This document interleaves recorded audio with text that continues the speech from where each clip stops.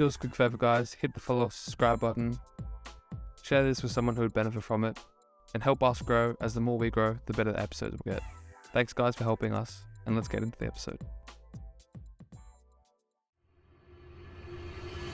Now, when we're talking about Kobe's ego there, when we're talking about MJ's ego there, they can't say that at the beginning of their careers, although they can say that much later in their careers when they've been challenged, when they've been, tested on the top level, and they've actually stayed true to themselves. They can have that. They've got the reasoning, they've got the backing, they've got the results of which to ride that. That's completely okay. They can have that ego. They deserve that ego. That ego helps them. They're better for having that ego. But if you aren't at that level, if you're still testing, if you're still trying to find out, then you can't have that ego. You have to go through it all. That's why tests and challenges are very important. They're confirmation that you're doing something. When you get over it, it's a confirmation that you're doing it the right way. If you get over it, it's a confirmation that you're down the right path. It's a confirmation that you're acting the right way, if you get over it, and you can get over it. Therefore, you have to know who you truly are. And I think that going through challenges, if you're able to keep in alignment with what you know true to yourself and what you do best, then you understand and you learn who you are even more.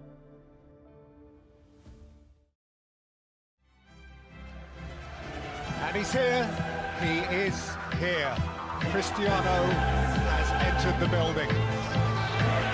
Welcome, wherever you are, to the Old Trafford Theatre.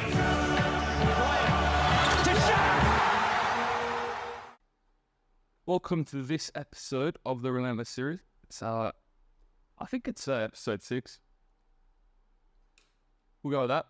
But it is chapter 5, I'm pretty sure. So we have, when you're a cleaner, you know exactly who you are. And as always, let's get straight into it, because typically these episodes are pretty long. I kind of ramble a lot, but I really like Relentless, and I think that you guys probably do too. I don't know if you like his episodes, but I like making it because a lot of the time it's articulation of thoughts and beliefs that I already know. Sometimes I challenge it, sometimes I also give you a different perspective, and I'm quite okay with that, because as I, read this out to you, I read it again, and this is probably due a new book, honestly. Yeah, I'm gonna have to get a new one for the next time I read it, but nonetheless, let's get into it. All right, so when you're a cleaner, you know exactly who you are.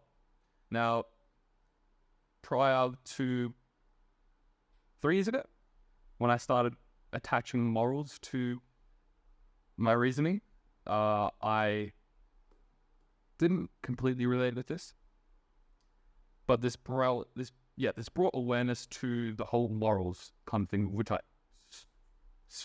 strongly stand by now.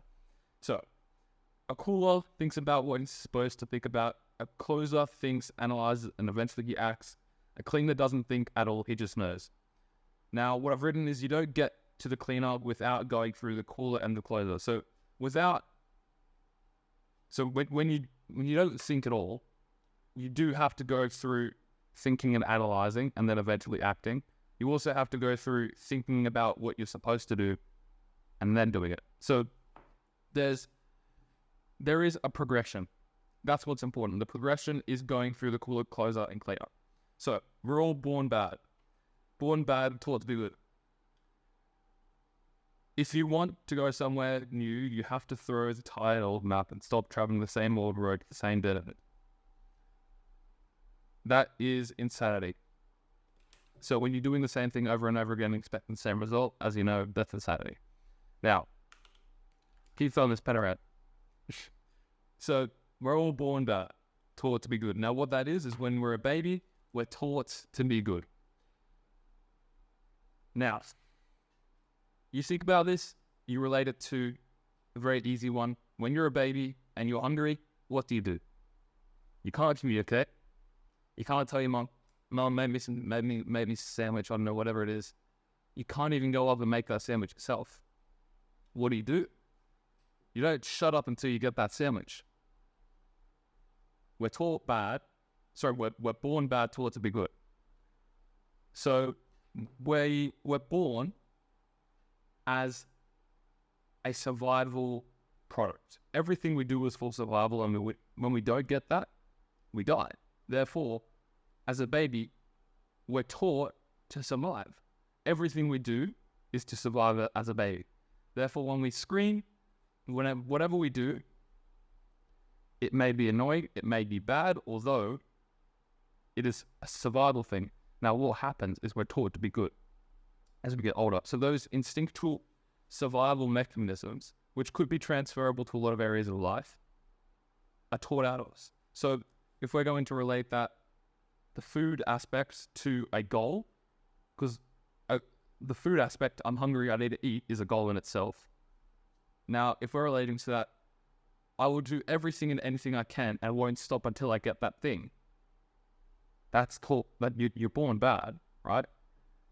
If you apply that to the goal, okay, I want to make $1 million, and I won't shut up until I get that $1 million. Now, as an adult, we have the tools, we have the, we have the availability to actually do that. But as a baby, if their goal was to get $1 million, they wouldn't shut up until they got it. Now, to translate that to the human perspective, we wouldn't stop working until we got it. But that's taught out of us. That is taught out of us, because at the most raw animal instinct of human being, we have that down locked. We don't shut up until we get fed. Okay. Babies don't have to think about their needs. They don't have to analyze how they feel. They just know instinctively that they're hungry. They scream until they get satisfaction. Innate demands for immediate results. Babies are completely naturally, insatiably relentless. It's survival with rationability for others.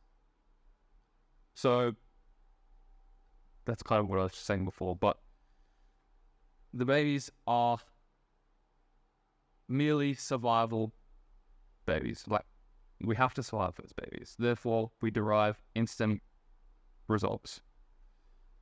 Okay, what I've written is, I believe, creating an environment specific to still let them nurture. Okay, so this is just like a note that I've written. So, okay, be good. We take all the powerful natural instincts, those instantaneous gut reactions, we chalk them up to be bad behaviors and do everything possible to shut them down. What a waste. All that natural energy, drive, intuition, action reduced to a time out in the corner. From the time you're a toddler to the time you're an adult, you're being taught to be good. What's wrong with the way you were? Okay, so now there has to be a bit of reasoning here. Now, there isn't much of another way of doing it. We do have to be taught to be good as a citizen, to be a net positive in the world. We do have to have some parameters of which we abide by to be taught to be good. Although, what Tim Grover is saying is, when we do need a result to where this is a modern day problem now, but this also could be a modern day solution.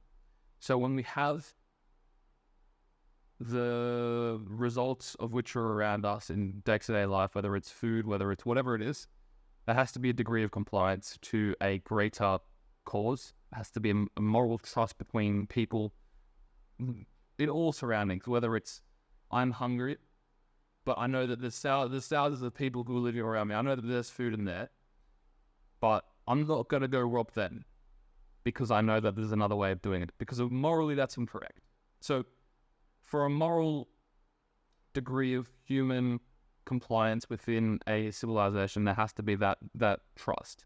Now, Tim Grover is not saying, as babies are as demanding and as reward instantaneous as they are, just as they would not shut up until you get the food, you should go rob someone and get their food. That's not what he's saying.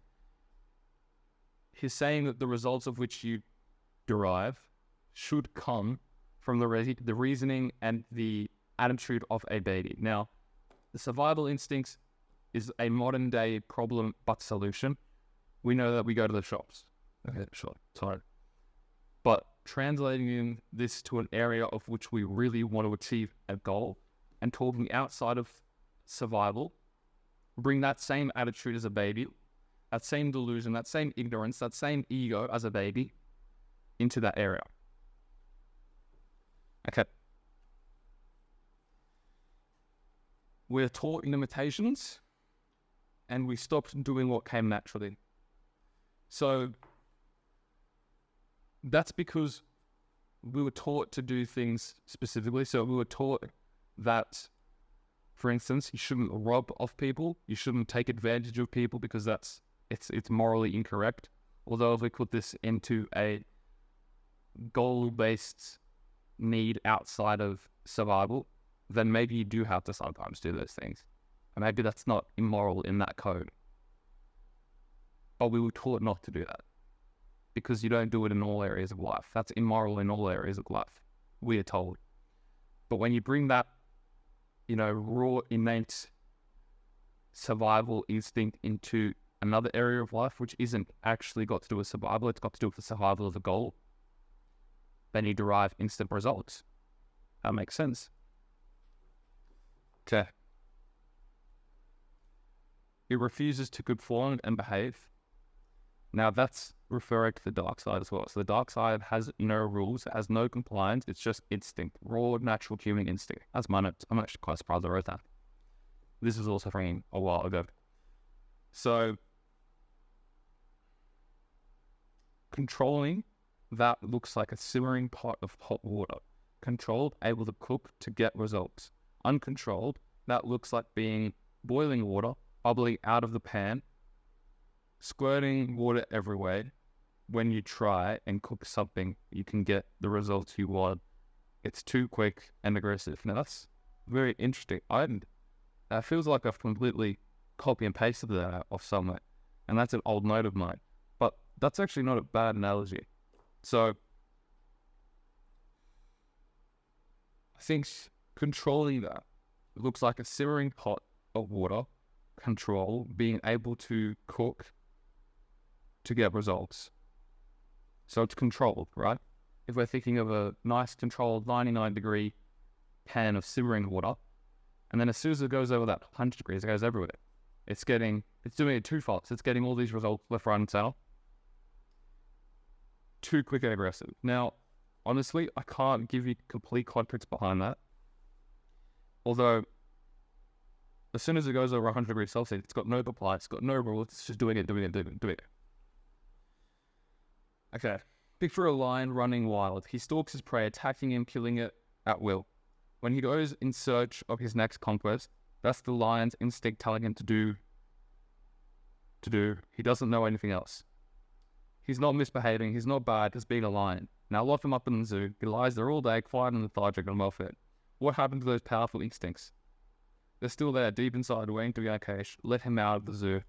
And he goes lion again. Praying and attacking. Put him back in the cage, he lies down. Now, if we think about that in a real world situation, because we live in a modern world, we don't have to have those raw human instincts, because to get food on our table, we don't have to kill animals. All we need to do is complete a task to then get an abundance of food. Therefore, we are put in that cage. We are given things a lot easier than they are earned. Okay, so when we go out and kill a cow, and we go cook it up ourselves, we shoot the cow obviously ourselves, we go cook it up ourselves, that could take a day. But now all we need to do is work 2 hours. We've got, let's say, $50. Now we've got meat, we've got cow meat. What is that called? Cow meat, steak. We've got steaks for the rest of the week because we've made it in 2 hours. So that's a modern day problem. Now we're living in that modern day cage. So that cage is closing us in. Now that's what that lion analogy is. Most people are that lion in the cage. Humans, a cage isn't made of glass and steel bars. It's made of bad advice, low self-esteem, and bullshit rules. It's molded around you by a lifetime of overthinking and overanalyzing, worrying about what could go wrong. Stay in the cage long enough, you forget about basic instincts. Yeah. So when you start, this is even transferable to that matrix that I talked about. When your matrix is confined by all of these rules of compliance, of not questioning anything, then you're confined to that way of thinking in everything that you do. That moral conduct, that moral code, that compass is confined to that matrix. Therefore, everything of which you do in that is confined to it and limited to that. Can you be reasonably successful by just following directions and staying within the lines? Sure, that's what most people do. But if we're talking about being elite, if you want to be unstoppable, you have to learn to put aside everything. You've been taught all the restrictions and limitations, negativity and doubt. If that sounds complicated and confusing, let me make it simple. You have to stop thinking. Can you be the best? Of course you can. Why are you still questioning your ability to do it? Anytime you take natural instinct and try to change it, you're going to have a problem. You can train people to reach higher and better and go further than they would by their own, but taming means training them to be something less.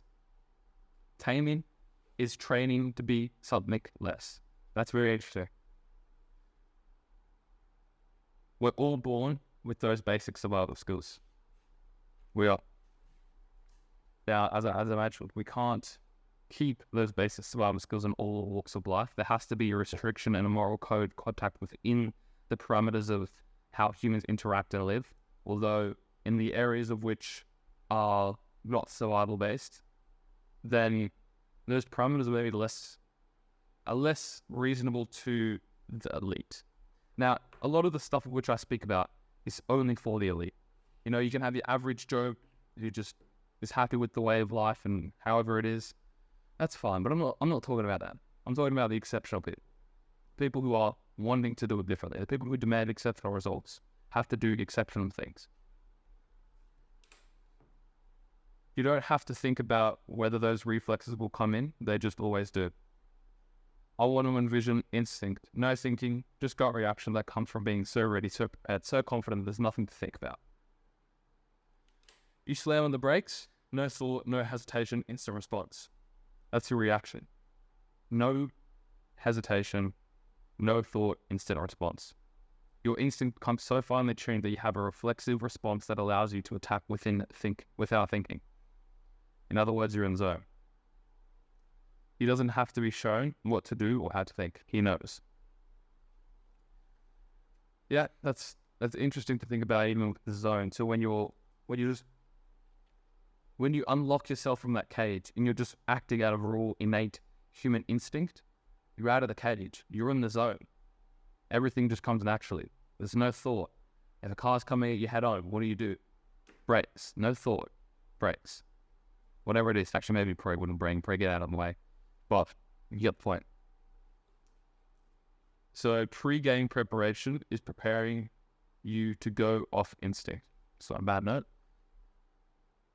Now, I also mentioned it's interesting to think about this with the chimp module.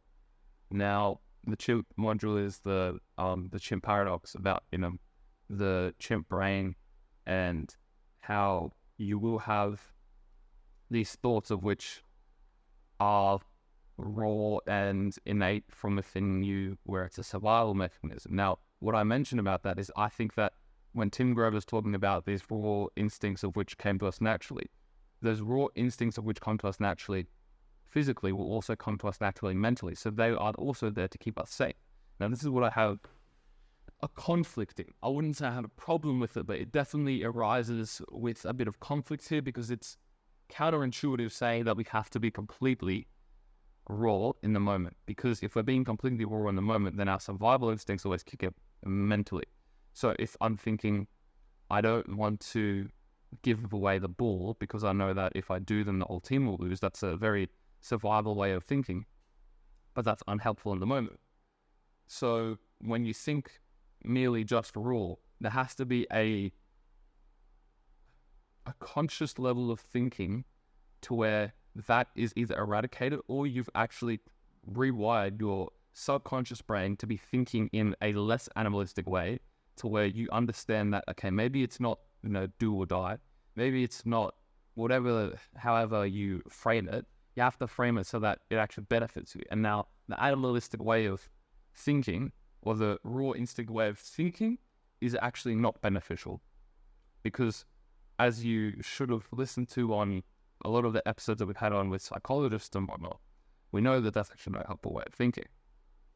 Therefore, physically and acting on instinct alone, so when your brain is connected with your actions, go ahead. But when your brain is working merely on comparison or on affect or things like that, where it's unhelpful, then there has to be a subconscious level of tolerance to where you can either get rid of or you can quickly analyze or filter out the raw from the good. And that comes through practice, that comes through a lot of self-awareness, in fact. Now, I honestly can't give you the best way of doing that, although I do think that I have a good way of how I've done it previously. I can't tell you exactly how I got there, although I think it came from a lot of self-awareness. Okay, he craves it. They have no clue. Most people who claim to have a killer instinct rarely do. You don't think about it, you just use it. They're all experts on what you're supposed to be doing. Some of the greatest athletes in any sport can't fight the need to overthink. They study all the film, watch all the same replays over and over again, break it down, every motion to analyze and prepare the right response to different situations. That's opposed to learning how to react to someone else's action, waiting for the right moment to respond. But what if that moment doesn't arrive? What if the opponent does the unexpected and goes in a different direction? Now, what I have written, because that kind of confuses me, what should you do instead? I think that a cleaner would do that because that's leaving no stone unturned. I think that when a cleaner does all of that analysis, does all of that, perception and goes through the motions in their head before it happens, I think that even when the unexpected happens, they probably have a way to actually counteract and react to it because they've gone through everything. And even if it wasn't everything, they've gone through most likely situations. So when the unexpected comes, I don't think that they stop and freeze. I think that they actually create a way to get past it. Now, Tim is actually saying that's a closer way of thinking, although I think that it's actually a cleaner way of thinking, but I think that the cleaner would actually find that way even after going through everything. So it's an interesting one. I don't fully understand or agree with it, but maybe my ignorance is tied to my understanding. Overthinking, overanalyzing, that's how you lose natural ability that made you great in the first place. When you become too focused on what's going on around you, you lose touch with what's going on deep inside of me. Yeah. So, I'm on to the next thing here. So, those guys who are perfect in practice, but blow up when it counts, they can't find the zone. They're distracted by their own thoughts, processes, and they don't trust themselves. I think trusting yourself is a big one. You have to be okay with making the mistakes. Trusting yourself that even if you make a mistake, you can cover it. Maybe that mistake is okay. Everyone will make those mistakes. And it is how you react to those mistakes as well. If you make a mistake, it's not the end of the world. Can you be better off for making it? Can you adjust? Can you be better? Can it switch you into a next level? If you make that mistake, can it elevate you? What are the things? Okay, Michael was the master of not thinking. Michael would get up, grab the sheet, and go in the other room every time he didn't want to hear what everyone was supposed to do. He already knew it. And that's interesting again, because I would think that a cleaner, when they're doing the pre-game talk, he wouldn't disassociate from the objective. I would think that they would be listening, attentive, and they would do it. Now, maybe that's the difference between Kobe and Michael. Maybe Kobe would do that. Maybe he would be attentive, listen, and do all the analysis, and that's what I think that he did. Michael didn't. Now, again, all cleaners are different, although I do question, and it brings a question in my mind to how a true cleaner acts, because these are, I think, counteractive things. It is interesting to see. Okay. The great never stop learning. I don't know what I meant from there. Okay, absorbing everything you can, then trusting yourself to use what you know instantaneously without thinking. Instinctive, not impulse. Quick, not hurry. The maturity and experience to know who you are and how you get to the top, and the mental toughness to stay there. So if we're referring this back to the main and original kind of concept of you know exactly who you are, that can lead to all of the external noise means nothing if you really know what to do. Now that comes with a lot of arrogance and ego, I think, although when you truly do know who you are and you know your way of doing it, then when people are telling you to do something a certain way, maybe you know that's not what works best for you, and maybe it's better that you actually act the way that you know how you should. He was asked by reporters if he could learn anything from the younger guys. No. You know everything, asked the reporter? I don't know if I know it all, he said, but I know more than they did. That's Kobe and the 2012 Olympics when he's with the younger players. So when you're willing to hit the gym 3 times a day to take shots and work on every detail of your game, as Kobe does, you're pretty much ready for anything. He watches a ton of videos, breaks down every shot, but he also works relentlessly on what he learns from that video. That's a cleanup. Not just learning, but taking what they've learned and creating ways to improve on it. Every action becomes instinctive if you're willing to put the time and sweat into building your arsenal of spontaneous responses. Now that's a better description, I think, of a cleanup. Now, that arrogance of Kobe, saying, no, I don't need to learn anything off them, I think that you actually can say that. Now, again, it comes with arrogance, it comes with even a degree of delusion, but you're better off for believing that, because then you're letting others challenge your innate ability. So when you really do know yourself, you can say stuff like that, and you have a reason to say that, because when you are doing more than anyone else and you do have that reasoning, then you can say that. And as I said, it comes with arrogance, and it comes with ego, it comes with even delusion, but that delusion is helpful. So he didn't have to wait to see what would happen. He already knew it. Learn about yourself. Research tells you what others have learned. Instinct tells you what you have learned. I do have a lot of notes on here, although I can't read them all out to you because I'm not the best at it in terms of handwriting. Okay, we'll go off to the next page. You're still the same person. Sooner or later, you're going to be back to your natural self. Find who you really are. That's an old note of mine. Now, in training, I'm actually normally right. Trust my instincts. That's a very interesting one. So when I think about some bad training sessions that I've had when I was a bit younger, I would always be listening to too many people that'd be telling me to do this, tell me to do that, and quite often the times where I would get it right, the times where I would do it myself and not listen to anyone, where it was either I was just so convicted that that was the right way of doing it, and even if it wasn't the best way of doing it, just that mere conviction that I'm doing it the right way is what's most important. So that mere conviction of doing it your perceived right way is sometimes better than even doing it the right way. Because if you're doing it the right way with 50% conviction, you're not maybe going to get the right result. But when you're doing it with 100% conviction, and maybe it's an okay way of doing it, that works out sometimes. Sooner or later, you're going to go back into your natural self, as I said. Who you really are. I know what I stand for, but I don't know how I truly act. That's an interesting note. I think I do know how I truly act. I do know what I stand for. Now, you can realize these are probably older notes. I think I do know how I act. I know that I stand for certain things. I think that I know how I act, although I do realize that I'm very malleable, and something that I've had to realize in even the past few months is how malleable I've been to my surroundings, and how I should stay more true to myself and realize, yes, there will be feedback, there will be noise, although I need to really derive from within and derive from what I know I do best and how I work best. If it was easy, everyone would do it. Lots of people start things, few are able to finish it. Yeah. Anyone can have a great idea. It's what you do with that thought that defines you. Very interesting. That's very true, I think, for, even if we think of just, one that I think of a lot is like app developers. I always have these ideas in my head, and I'm like, oh, it'd be an amazing app.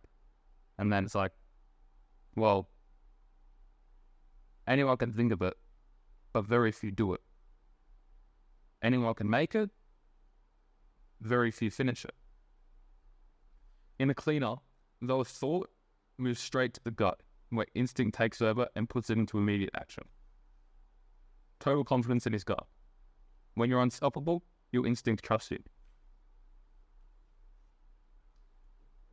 Okay, this is the last page actually. I'll do this pretty quickly. He's played the moment in his mind so many times. He's so prepared. He doesn't have to think about it. He knows exactly what to do. That's instinct. There is zero chance you'll get anywhere if you allow yourself to become paralyzed by soft excuses, countless reasons why you'll never get to where you want to be. Trust your navigation. The hard road to get there. The satisfaction and sense of achievement will blow your mind when you finally arrive. You already know what to do. Now, I'll go through a few notes here. There's a few pre-narratives that I've even written down. So, I can't even go through all of them, actually, they're a bit personal, but you already know what to do. Oh, it's raining outside, I can't train. No, you can still train. You know what to do, you can still train. These excuses are irrelevant.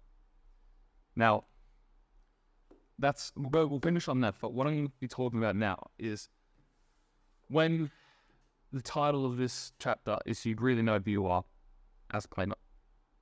Now, I'll go into an episode about this in a future episode about your morals, but that's what that's talking about. When you really know who you are, when you really know how you act, and you've got external noise on telling you X, Y, and Z, then those stuff becomes irrelevant if you truly know who you are.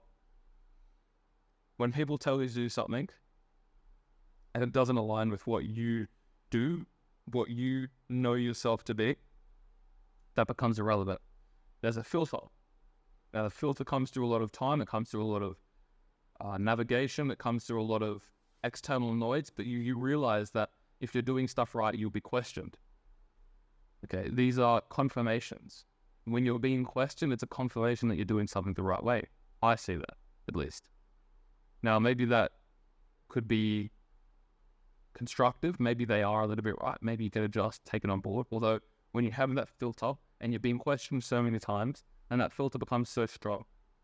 Now, when we're talking about Kobe's ego there, and we're talking about MJ's ego there, they can't say that at the beginning of their careers, although they can say that much later in their careers when they've been challenged, when they've been, tested on the top level, and they've actually stayed true to themselves.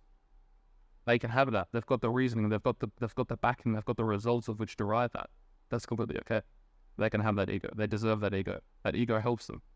They're better for having that ego. But if you aren't at that level, if you're still testing, if you're still trying to find out, then you can't have that ego. You have to go through it all. That's why tests and challenges are very important. They're confirmation that you're doing something. When you get over it, it's a confirmation that you're doing it the right way. If you get over it, it's a confirmation that you're down the right path. It's a confirmation that you're acting the right way, if you get over it, and you can get over it. Therefore, you have to know who you truly are. And I think that going through challenges, if you're able to keep in alignment with what you know true to yourself and what you do best, then you understand and you learn who you are even more. So I'll leave you with that. Now, hopefully that brings the awareness enough to start thinking and being aware of, who you are as an individual. In a later episode, when I talk about your moral code, we'll talk about how you can actually digress and understand who you are even more, write it out, act by it.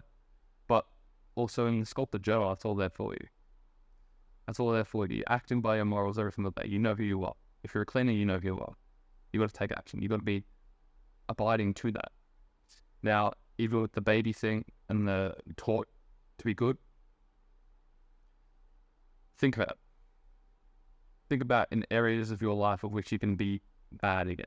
Because we're taught to be good. We have to be good to a degree. As I was saying, the social adherence, we have to be good to a degree. Although in some areas of life where we can be a beast, where we can be a baby again, where we can be natural, raw instinct, think about it.